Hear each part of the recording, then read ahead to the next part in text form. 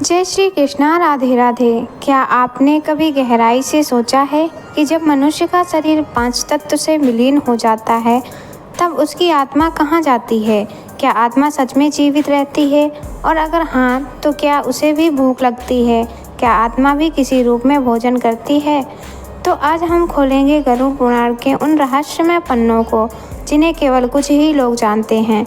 वो गुण ज्ञान जो जीवन, मृत्यु और आत्मा के वास्तविक स्वरूप को उजागर करता है। ये कोई सामान्य ग्रंथ नहीं, स्वयं भगवान विष्णु द्वारा गरुड़ जी को उपदेशित साक्षात सत्य है, जो मृत्यु के बाद की यात्रा को विस्तार से समझाता है। इस वीडियो का अंत तक जरूर देखें, क्योंकि अंत तक पहुँचते पहुँचते आपको केवल मृत्यु का ही नहीं, परमात्मा से जुड़ने का मार्ग भी दिखाई देगा, जो जीवन की सबसे महान उपलब्धि होती है। कथा का प्रारंभ कुछ यूँ होता है। भगवान क्षीर सागर में ध्यान मग्न थे, तभी उनके वाहन और परम भक्त गरुड़ जी वहाँ उपस्थित हुए। भगवान ने अपनी आंखें खोली, मुस्कुराए और स्नेह से पूछा, हे गरुड़, आज तुम अत्यंत गंभीर भाव में प्रतीत हो रहे हो। कहो, किस जिज्ञासा के उत्तर की खोज में आए हो? गरुड़ जी ने विनम्रता से कहा, हे प्रभु, जब कोई मनुष्य इस पृथ्वी से चला जाता है तो उसका शरीर तो 5 तत्व में समाहित हो जाता है, परंतु उसकी आत्मा का क्या होता है? क्या आत्मा भी भूख प्यास महसूस करती है? क्या मृतक को भी भोजन की आवश्यकता होती है? और यदि हाँ, तो हम जीवित लोग उसे कैसे अर्पित कर सकते हैं? प्रिय श्रोताओं, बस यहीं से आरंभ होता है गरुड़ पुराण का वह महान संवाद, जिसमें भगवान विष्णु आत्मा की भूख और पिंडदान की महिमा और मृत्यु के बाद की आदर्श यात्रा का वर्णन करते हैं। फिर गरुड़ जी ने भगवान विष्णु को प्रणाम किया और बोले, हे प्रभु, आप तो अंतर्यामी हैं, सब जानते हैं। इस संसार में भला आपसे क्या छिपा है? परंतु भगवान, कई दिनों से एक प्रश्न को लेकर मेरा मन व्याकुल है। कृपया करके आप मेरे इस प्रश्न का उत्तर देकर मुझे संतुष्ट करें। फिर भगवान विष्णु बोले, हे गरुड़, तुम्हारे मन में जो भी प्रश्न है तुम निसंकोच होकर पूछो, मैं अवश्य ही उसका निवारण करूंगा। फिर गरुड़देव बोले, हे भगवान, क्या यह सत्य है कि आत्मा को मृत्यु के बाद भी भोजन की आवश्यकता होती है? क्या आत्मा भी भोजन करती है? और यदि हाँ, तो क्या खाती है और उन्हें भोजन कहाँ से प्राप्त होता है? फिर भगवान विष्णु मंद मुस्कान के साथ बोले, हे गरुड़, आपने बहुत ही उचित प्रश्न किया है, जो संपूर्ण संसार के लिए कल्याणकारी है। हे गरुड़, मृत्यु केवल शरीर की होती है, आत्मा तो अमर है, परंतु यह भी भूख और प्यास का अनुभव करती है। पर इस रहस्य को अच्छे से समझने के लिए पहले मैं आपकी एक कथा सुनाता हूँ। आगे भगवान विष्णु कहते हैं, हे गरुड़, इस कथा को जो भी व्यक्ति ध्यानपूर्वक और अंत तक सुन लेता है तो उसके कोटि कोटि पापों का नाश होता है। इस कथा को प्रारंभ करने से पहले आपसे निवेदन है कि इस वीडियो को एक लाइक करके कमेंट में जय श्री हरि विष्णु अवश्य लिखें। तो चलिए आज की कथा का रसपान करते हैं।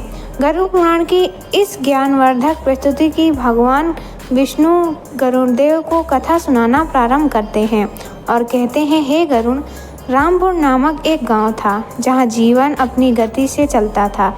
लेकिन उस दिन गांव की हवाओं में कुछ अलग था, क्योंकि गांव की सबसे बुजुर्ग महिला गायत्री देवी का देहांत हो गया था। वे धार्मिक, संयमी और श्रद्धालु महिला थी। उनकी वृद्ध देव वर्षों की सेवा और साधना का प्रतीक बन चुकी थी, परंतु उस दिन उनके प्राण निकलते ही कुछ ऐसा घटा जिसने उनके परिवार और विशेष रूप से उनके बेटे मोहन की जिंदगी बदल दी। मोहन एक सरकारी कर्मचारी था जो शहर में रहता था। सूचना मिलने के बाद वह गांव लौट तो आया, लेकिन मां का अंतिम संस्कार पहले ही हो चुका था। वह बोला, अब क्या ही कर सकते हैं, मां को मोक्ष मिल गया होगा। गांव वालों ने समझाया, बेटा, पिंडदान और तर्पण अभी बाकी है। आत्मा को भूख प्यास लगती है, जब तक पिंड नहीं दिया जाता वह शांति नहीं पाती। मोहन मुस्कुराया और बोला, ये सब अंधविश्वास है, आत्मा को खाना नहीं चाहिए। रात की तीसरा पहर था। मोहन अपनी माँ के कमरे में ही सो गया। गहरी नींद में था जब उसे एक सपना आया, पर यह सपना नहीं जीता, जो कोई चेतावनी थी। कमरे में अंधेरा छाया हुआ था, लेकिन उस अंधेरे में एक धुंधली आकृति उभरी। माँ की आवाज़ आई, बेटा, यह सुनकर मोहन चौंक पड़ा। माँ उसने देखा माँ खड़ी थी, पर उनका चेहरा पीला था, आंखें गहराई में डूबी हुई और शरीर पर वही पुराना साड़ी काका पड़ा था। माँ बोली, मुझे भूख लगी है। मोहन काँप उठा। आपको भूख? लेकिन अब तो दोस्तों। माँ का स्वर अब करुणा और पीड़ा से भर गया। बेटा, शरीर चला गया है, लेकिन आत्मा जीवित है। जब तक तुम तर्पण और पिंडदान नहीं करोगे, मैं तृप्त नहीं हो सकती। मेरा सूक्ष्म शरीर तड़प रहा है। अचानक कमरे की दीवारें कांपने लगीं। माँ की छाया धुएं में बदल गई और सोहन की नींद टूट गई। पसीने में तरबतर तिल जोर से धड़क रहा था। सुबह होते ही मोहन उठ बैठा। सपना आंखों में घूम रहा था। वह सोचने लगा, क्या माँ सच में भूखी है? क्या यह सिर्फ मेरा वहम है या कोई संकेत? उसी समय गांव के पुजारी उसके घर आए और बोले, बेटा, तुम्हारे पिता ने जब तुम्हारे दादा के लिए पिंडदान नहीं किया, तब भी घर में अजीब घटनाएं होने लगी थी। तुम्हारी माँ धार्मिक थी, इसलिए वे तुम्हें संकेत दे रही है। अब भी समय है। पिछली रात मोहन ने माँ की आत्मा को देखा तो भूखी, असहाय और तड़पती हुई। उस रात के बाद उसकी सोच बदल चुकी थी। वह जानना चाहता था, क्या सच में आत्मा को भूख लगती है? क्या यह सब केवल एक सपना था, या गरुड़ पुराण में सचमुच इसका कोई प्रमाण है?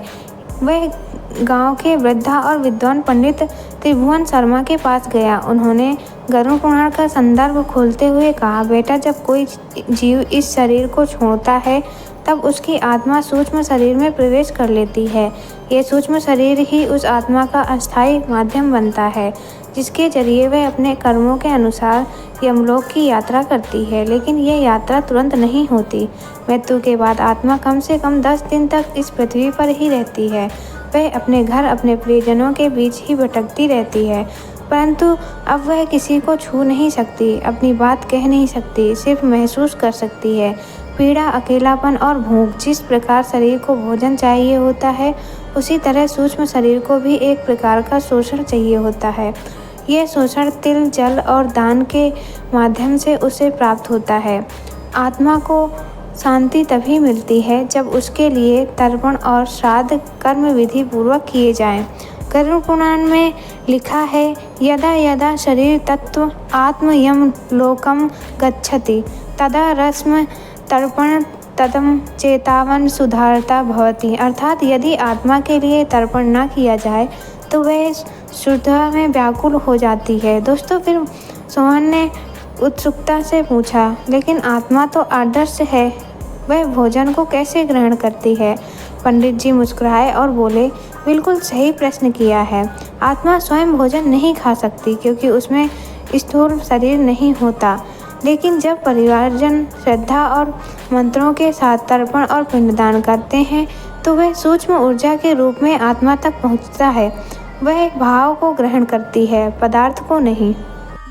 यदि तर्पण श्रद्धा और प्रेम से किया जाता है तो आत्मा तृप्त हो जाती है, लेकिन यदि इसे उपेक्षा से किया गया या बिल्कुल ना किया गया तो आत्मा भूखी रह जाती है। यह सुनकर मोहन भयभीत हो गया। फिर पंडित जी बोले, जब आत्मा को उसकी भूख का समाधान नहीं मिलता है तो वह धीरे धीरे क्रोधित और व्याकुल हो जाती है।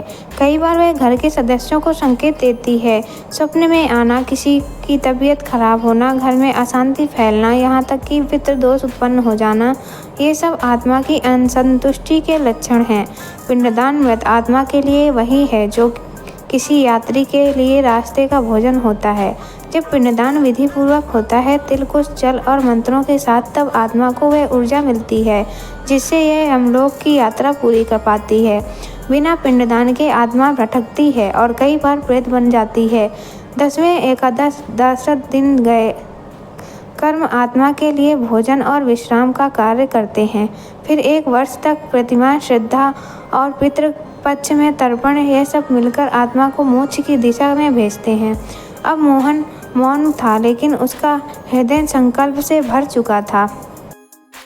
वह बोला, मैं माँ के लिए विधि पूर्वक पिंडदान करूँगा। उन्हें भूख नहीं लगनी चाहिए, यह मेरा पुत्र धर्म है। मोहन अब आत्मा की भूख और उसकी पीड़ा को समझ चुका था।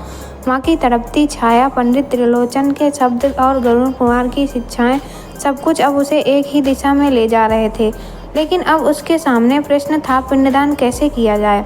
क्यों किया जाए और इसके पीछे का रहस्य क्या है? पिंडदान क्या है?